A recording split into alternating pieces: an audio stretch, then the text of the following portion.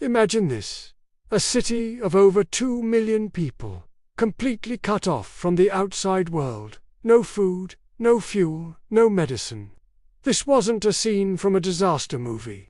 This was the reality for West Berlin in 1948. How did they survive?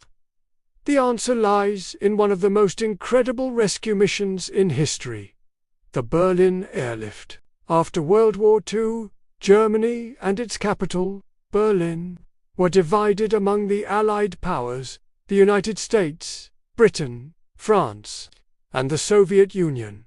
Berlin was deep inside the Soviet-controlled zone of East Germany. While the Western Allies wanted to rebuild Germany's economy, the Soviet Union, led by Joseph Stalin, had other plans. They feared a strong, unified Germany and wanted to absorb all of Berlin into their sphere of influence. So, on June 24, 1948, the Soviets made their move. They blocked all road, rail, and canal access to West Berlin, effectively laying siege to the city.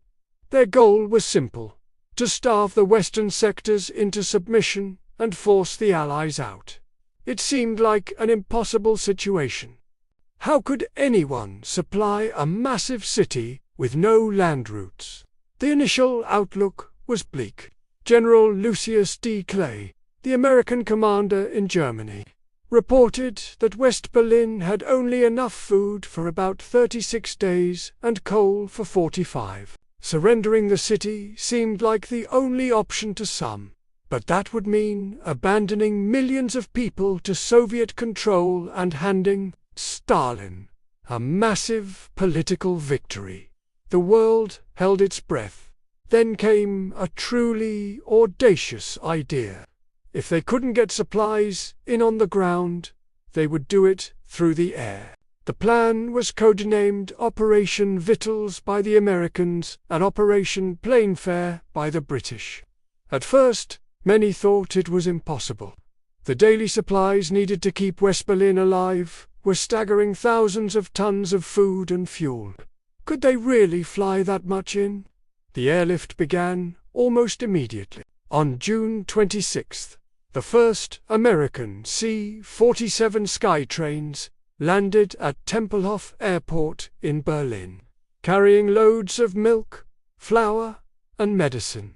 The operation started small, but it quickly grew into a massive, round-the-clock endeavor.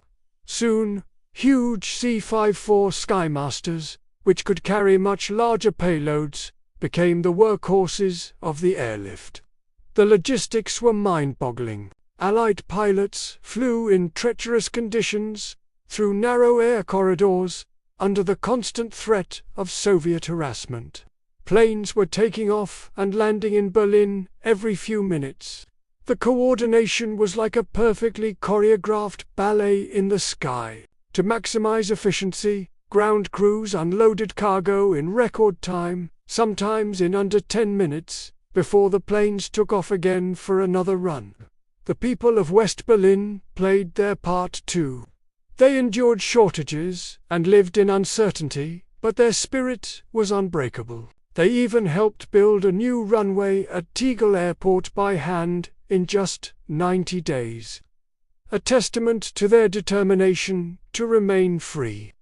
One of the most heartwarming stories from the airlift is that of Lieutenant Gail Halvorsen, the candy bomber. She noticed children watching the planes land and decided to drop small parachutes made from handkerchiefs, tied with chocolate and gum, for them. It started as a small gesture, but it quickly became a symbol of hope and a massive morale booster for the entire city, showing that the world hadn't forgotten them. By the spring of 1949, the airlift was a stunning success. On some days, the Allies were flying in more supplies than had ever been brought in by rail. Realizing their blockade had failed, the Soviets finally lifted it on May 12, 1949. The airlift had lasted for nearly a year, with over 277,000 flights, delivering more than 2.3 million tons of supplies. The Berlin Airlift was more than just a logistical triumph. It was a powerful symbol of democratic resolve against authoritarian pressure. It demonstrated the commitment of the Western Allies to defend freedom and solidified the bond between the German people and their former enemies. It was a pivotal moment in the Cold War, a victory won not with bombs and bullets, but with food, fuel, and an unyielding belief in human dignity. If you found this piece of history as incredible as I do, please hit that like button, subscribe for more stories, and let me know your thoughts in the comments below. Thanks for watching, and I hope to see you next time.